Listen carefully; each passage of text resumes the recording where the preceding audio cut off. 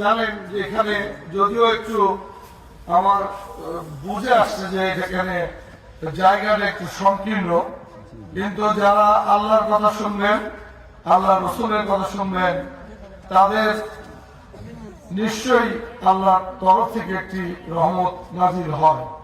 সুতরাং আমরা এখানে কোনো রাজনৈতিক আলোচনা নয়, এখানে হুজুরদের বয়ান আপনারা মনোযোগ সহকারে শুনবেন।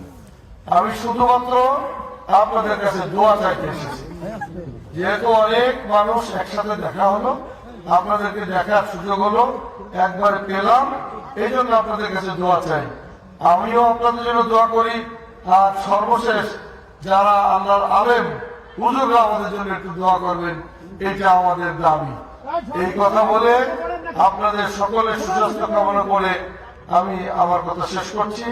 আপনারা বয়ান শোনেন, হুজুরদের বক্তব্য শোনেন, আল্লাহ এবং আল্লাহ রসুলের কথা শোনেন। সবাই যেন আল্লাহ তাআলা তাদের এই শোনার ধৈর্য দান করেন। সবাই বলে আমিন। আসসালামু আলাইকুম ওয়া রাহমাতুল্লাহি ওয়া বারাকাতুহু।